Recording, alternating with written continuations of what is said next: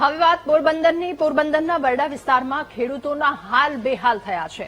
કિંદરખેડા, મોઢવાડા, સોઢાણા, માજીવાડા, ખંભોદર અને બગવદરમાં વરસાદ વરસ્યો તો ભારે વરસાદના કારણે ખેતરોમાં નદીની જેમ પાણી વહેતા થયા છે। મગફળીના પાથરા પાણીના પ્રવાહમાં તણાઈ ગયા। મગફળીનો બચેલો પાક પણ નષ્ટ થયો હોવાનો ખેડૂતો દ્વારા દાવો કરવામાં આવી રહ્યો છે।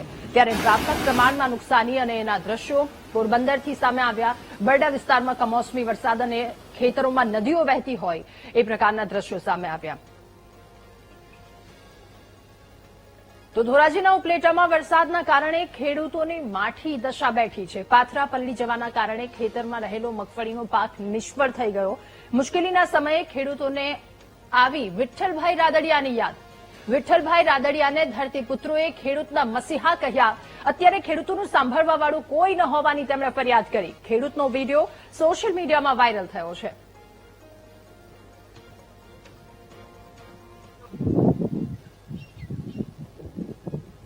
શું જોવો છો એભાભાઈ? હા જો સુરેશભાઈ, ત્રણ ચાર થી ચાર નો વર્ષે આ બધા ડોડો ઉગી ગયા। તો આ કોટા આ જોવો તમે માંડી, આ બધા કોટા નીકળી ગયા। ઓહો, હા, આમાં કઈ થવા પૂરતું જ નંબર સુરેશભાઈ, બધી વસ્તુ આ બધી માંડી ફેલ થાય ભાઈ। આ બધા છોડ આ જો આ બધા એક દાણા બધા ફેલ થઈ ગયા ભાઈ। ખેતર તમારું ઉગી ગયું? ખેતર બધા ખેડૂત ઉગી જવાનું છે। મારે હાથમાં બધાને ઉગવાનું છે। તમે હું તો એભાભાઈ તમે બહુ અફસોસ કરો છો, કેમ આટલા? અને ભાવનગરમાં સર્વે વગર નુકસાનીનું વળતર આપવા માટે ખેડૂતોએ માંગ કરી છે। ખેડૂતોની આ માંગ ખેડૂતોએ ખેતરમાં હવન પણ કર્યો। સિહોર તાલુકાના ખેડૂતોએ હવન કરી આ વાતને લઈને વિરોધ નોંધાવ્યો। પાક સંપૂર્ણપણે નિષ્ફળ ગયો હોવા છતાં સરકાર સર્વેનું નાટક કરતી હોવાનો ખેડૂતોનો આક્ષેપ છે। અધિકારીઓ અને મંત્રીઓ ખેડૂતોની હાલત સમજે તેવી ખેડૂતોએ અપીલ કરી। કપરી પરિસ્થિતિ છે અમારી, કે કોઈ પાક બચ્યો નથી। ચાહે ઝાડનો સારો હોય કે મગફળી, ડુંગળી કે કપાસ, હરગવા બધું નષ્ટ થઈ ગયું છે। બરોબર, કોઈ વસ્તુ કાંઈ રહ્યું નથી। હવે એટલો વરસાદ જ પડ્યો છે, એમાં સરકારને હજી આ સર્વે કરવાનું કેટલા ચાલે ઈ કોને ખબર। 8 દીથા બધા નદી તળાવ બધું ઓવરફુલો છે, બધું હળીને હોથ બોલી ગયો, તો એમ કે છે કે ભાઈ સર્વે હવે કેદી એનું સર્વે થઈ રહે।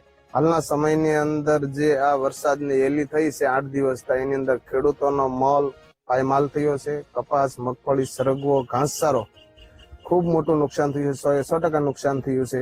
એટલા માટે આજે ખેડૂતો દ્વારા એક હવનનું આયોજન કરવામાં આવ્યું હતું કે જે આ સરકારને સદબુદ્ધિ આપે। અને આ જે અમારો મોલ પડ્યો છે વાડી અંદર, એ પણ બહાર કાઢવા બહુ મુશ્કેલ છે। એમાં પણ મજૂરી ખર્ચ લાગવાનો છે, કેમ કે કોઈ કામનું નથી રહ્યું। એટલે સરકાર આ જે સર્વેના નાટક છે બંધ કરવા જોઈએ।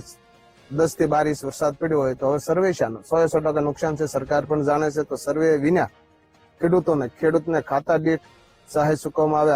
હવન તો એ માટે કર્યો હતો કે બેરી સરકારને કઈક દેખાય કે ખેડૂતનું નુકસાન થયું છે, એ સર્વે કરવાનું બંધ કરે, તાત્કાલિક ખેડૂતના ખાતામાં પૈસા નાખે અને પાક ધિરાણ લોન પણ માફ કરે।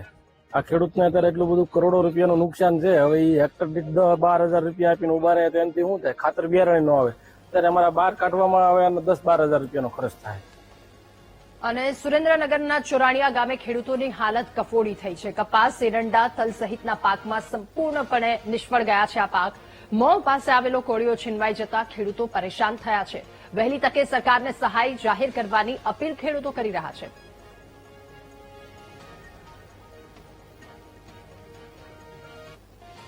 પરિસ્થિતિ હાવ ખરાબ છે। આયેલો માલ હાથમાં આવેલો ખેડૂતના હાથમાંથી જતો રહ્યો હોય। કપા હાવ પૂરું થઈ ગયું હોય। છેલ્લા 6 દિવસથી વરસાદ ચાલુ હોય, કપામાં હાવ પૂરેપૂરી નુકસાની। મહેનતનું નથી આમાં નીકળ્યું। કેટલો ખર્ચો કર્યો? ખર્ચો તો 2-2.5 લાખનો ખર્ચો કર્યો હતો અત્યાર સુધીમાં, પણ હવે આમાં 2-2.5 લાખ ને પણ મજૂરી હુજે એવું નથી। મેં આશરે 100 વીઘામાં વાવેતર કર્યું છે। 50 વીઘાના એરડા છે ને 50 વીઘાનો બીટી વાયો। એ પરિસ્થિતિ તો અત્યારે શું હાથમાં આવેલું હોય ગયું એવું થયું પરિસ્થિતિ છે। કેટલો ખર્ચો? 6 દિવસથી એક જ ધારો વરસાદ પડે એના હિસાબે કપાસ ઉગવા મંડી ગયા એવું થયું। ખર્ચો આશરે 1.5-2 લાખ રૂપિયા જેવું કર્યું। પાક ધિરાણ લઈને કર્યો તો, હવે તો ઈ નથી ભરાયો। શું માંગે સરકાર પાસે માંગ છે અમારું પાક ધિરાણ કઈક આ માફ કરે, સહાય આપે તાત્કાલિક ખેડૂતને, નકર ખેડૂત પાયમલ થઈ જાય બિચારો।